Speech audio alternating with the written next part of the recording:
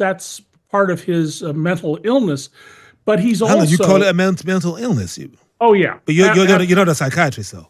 no, but you know what? You don't have to have a medical degree to know somebody is crazy. President-elect Donald Trump continues to make headlines in the US after his landmark electoral victory 10 days ago.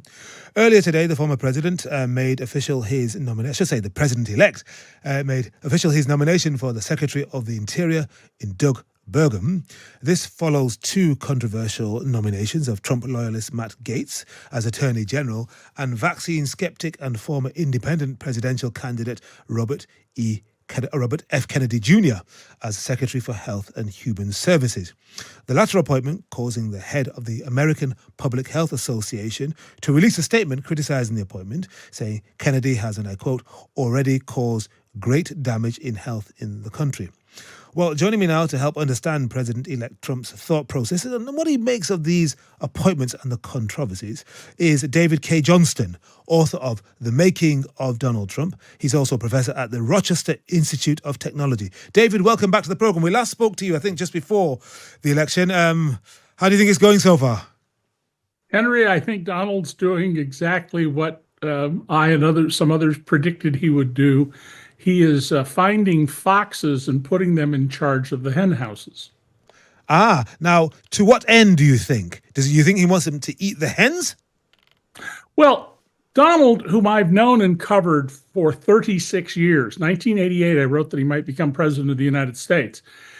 Donald, in his own mind, is special. There's no one else in America who could possibly do the job of president except him. And if you don't agree with him, he'll tell you how stupid you are, how low IQ you are, how unfit for office you are, because that's part of his mental illness. But he's also... You call it a mental illness? Oh, yeah. But you're not a psychiatrist, though. No, but you know what? You don't have to have a medical degree to know somebody is crazy. And Donald is absolutely crazy. I would say he has delusions of grandeur, except he got to the White House. You might say he's got delusions of grandeur, but he's gone from being, yes, a Nepo baby inheriting money from his father to becoming this real estate, quotes, billionaire.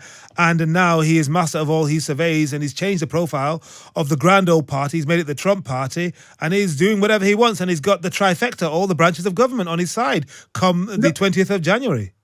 Henry, I don't disagree with you about that, but the people he's appointing to these positions, Matt Gaetz, there is a video evidence of him taking part with a member of Congress in the U.S. He wants to be the next attorney general with a 17-year-old high school girl having sex at a cocaine-fueled orgy.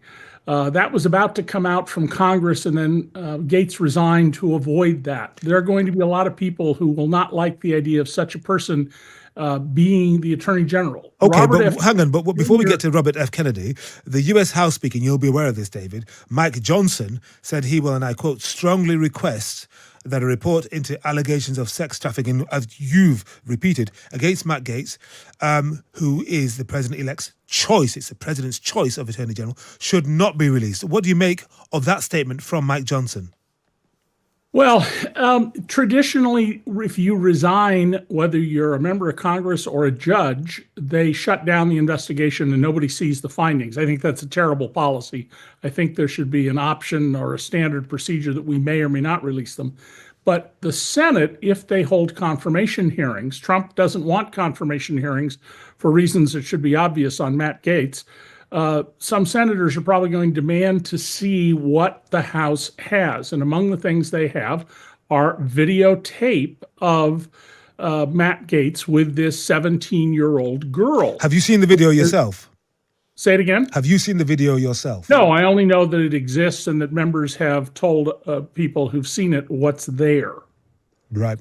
So what do you think, so how confident are you that under pressure from Donald Trump, people like Senator John Thune, who's going to be the leader of the Senate, will hold fast and steadfast to the ethics you think that they will? I mean, because under pressure, they might wilt. Well, Henry, you've gotten to the exact crucial point. Donald nominated Gaetz and Robert F. Kennedy Jr., and some others as a test of obedience, a test of loyalty. He wants the Senate to not fulfill its constitutional duty to advise and consent on certain appointments, a requirement of the Constitution, which they could get around with something called a recess appointment, at least for a period of months. And this is really to see, will everyone totally bow down to him? Will United States senators act only as vessels to carry out what Trump wants? And whether they hold hearings, and if they do, how vigorously they investigate these appointees, that's a test of the constitutional system in the U.S. Remember, Donald wants to be our dictator. He himself said it 9 years ago. I said, Donald wants to be our dictator. If he gets to the White House, he will never leave peacefully, which turned out to be exactly the case.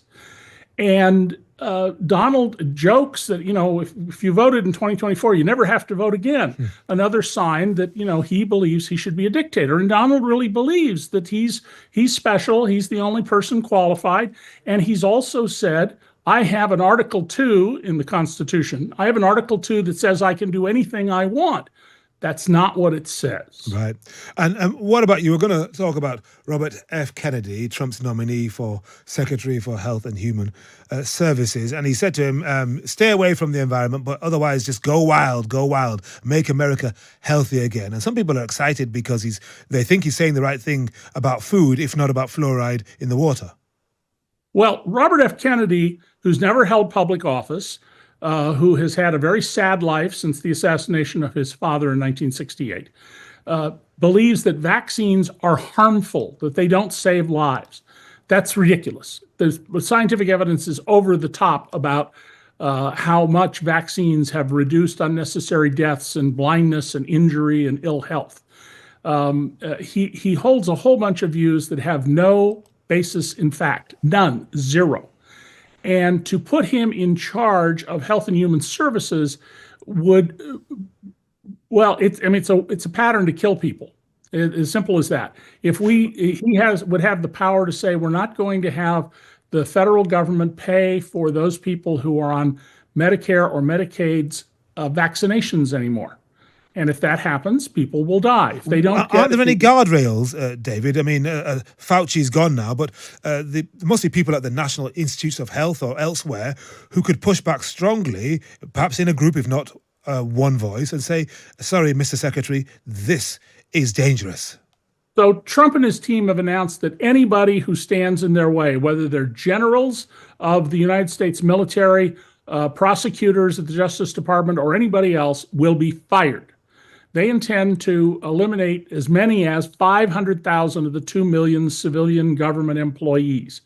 And they've made it very clear that you will kneel down and do exactly what you're told by Donald Trump and his appointees, or you're out of there. Now, the guardrail is going to be, unfortunately, litigation. Yeah. Outsiders are going to sue. And here's the problem they run into. If they get a Trump-er judge, not just a Trump-appointed judge, but one who wants to promote Donald Trump, the judge may find that they lack what's called standing, that is, a reason to sue.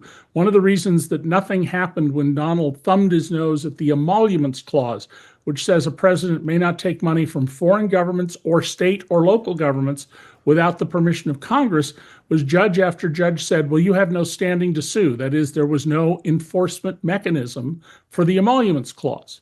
So this is a real serious problem. The Robert F. Kennedy appointment is probably it's not only the worst, I think, in the history of the United States, but it is an appointment that will cost lives if it goes through.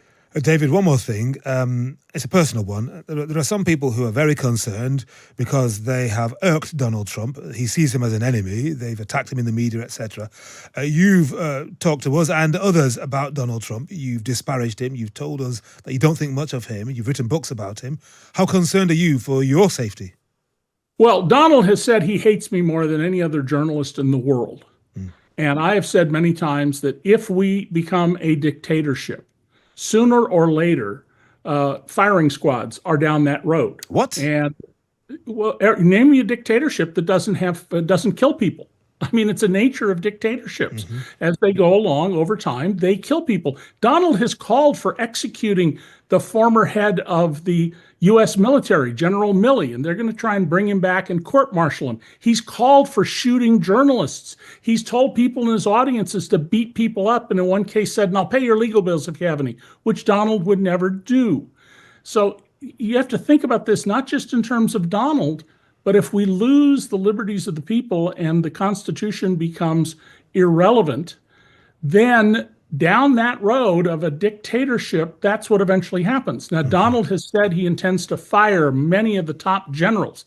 And I wrote and warned people 9 years ago, if Donald Trump starts firing generals and admirals and promoting majors and captains and lieutenant colonels, you should be very worried because he is setting up a military dictatorship. All right, David, we're going to have to leave it there on that very somber note. Thank you very much to David K. Johnson, the author of The Making of Donald Trump and professor at the Rochester Institute of Technology. He's been tracking the president-elect for a number of years. Stefan isn't impressed. He says, "Oh, your guest is as mad as Donald Trump, so should you really be interviewing him?" Well, he's an expert on Trump, Stefan. You may not like his views, but he has done the work, he's done the research over a number of decades, and that's why we talk to him.